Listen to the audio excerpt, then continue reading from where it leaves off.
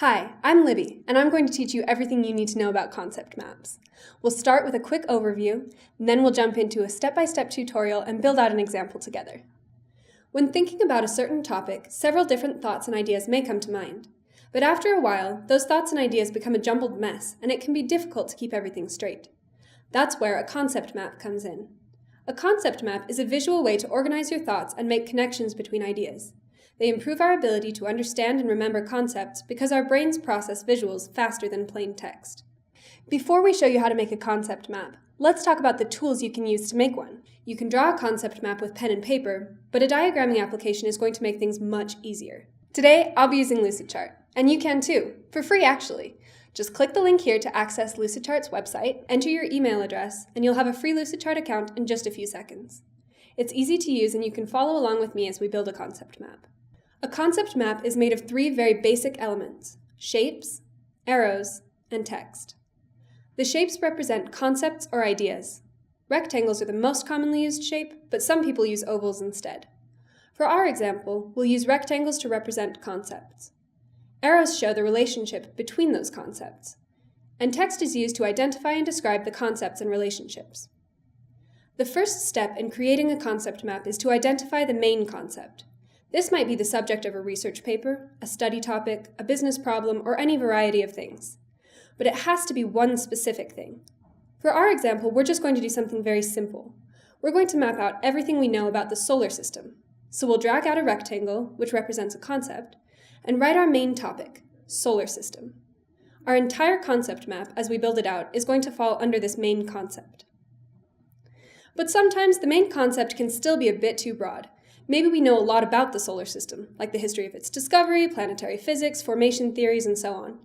Our concept map would be really big, but potentially not that useful. We might need to concentrate our attention on one particular topic, and to do that we could use a focus question. A focus question helps specify the problem or issue the concept map is supposed to resolve. For example, a focus question could be, what's in the solar system? This will focus our concept map on one specific topic and make our final diagram much clearer. Now that we have a very specific main concept, we can start listing out any related concepts. These will eventually fall under our main concept and form the overall map, but for now, let's just create a list off to the side. Some people call this a parking lot, and it usually consists of around 15 to 25 key concepts. Use your main concept and focus question as a guide, and start listing out any related knowledge.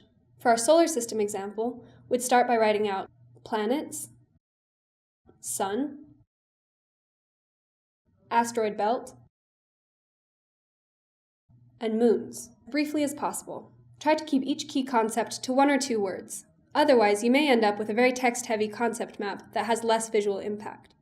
For example, you wouldn't want to write, Pluto is no longer classified as a planet. Yes, this is related knowledge, but you're better off just writing Pluto. That's the key concept, and we can add details later. I'll add about 10 more concepts to my list, and then we'll move on to the next step.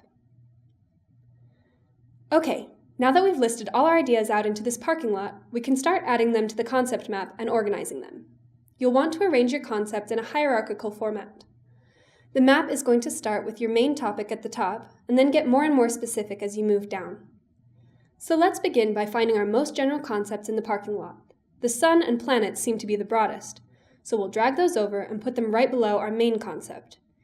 You can continue to drag out all your concepts and place them in an approximate order, but I like to connect my ideas as I go. To show relationships between concepts, we draw an arrow between them. Here, we're showing a relationship between the solar system and the sun. And typically, you're going to want to define the relationship by adding text. It's best to use verbs that link these two concepts together and form a simple phrase as you move down the map. For example, we might write, includes on this line. As we read from top to bottom, we get a simple phrase that explains the relationship. The solar system includes the sun. This is called a proposition. A proposition is just a meaningful statement made up of 2 concepts and a linking description. By the time your concept map is finished, you'll have several sets of propositions about a certain topic. Let's create another proposition over here. We'll draw a line between solar system and planets, and then write includes again. Another proposition is formed. The solar system includes planets.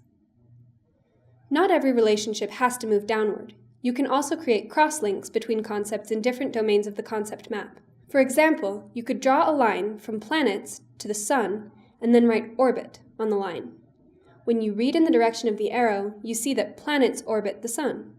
Crosslinks are a great way of visualizing how different concepts throughout your map relate to one another. Before we finish building out the rest of this concept map, I want to quickly explain the difference between a concept map and a mind map, since many people get those confused. As we've shown, a concept map works downward from the main topic, and you add text to your lines to describe relationships. Mind maps, on the other hand, have the main topic at the center, and then extend outwards in all directions. Also, mind maps put far less emphasis on identifying the relationships between ideas. They're both great for visualizing knowledge, but it's good to know the difference. To complete this concept map, I'm going to continue to pull concepts from my list and place them in an appropriate place. I can pull out Mercury, Venus, Earth, etc., and put them all under planets. Before I start drawing lines, however, I realize that there are two main categories of planets, inner and outer, and I want to represent that knowledge in this concept map. I'm bringing this up to show how creating a concept map can remind you of additional concepts as you go along. We didn't have inner and outer planets in our original list, but that doesn't mean we can't add them now. I'll create two more shapes for those new concepts. I'll place them below planets, and then I'll put Mercury, Venus, Earth, and Mars under inner planets, and the rest will fall under outer planets. You can see how we're getting more and more specific as we work our way down the concept map. Same as before, I'll draw out connections and write descriptions. Again, you're going to want to keep all your text to a minimum. You won't want to write much more than I did here.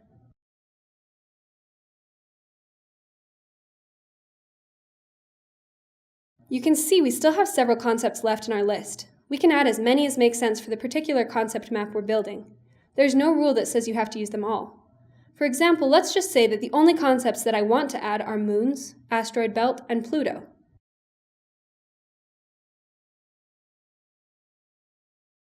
For the sake of time, I'll put all of those under an additional concept that I'll call other celestial bodies.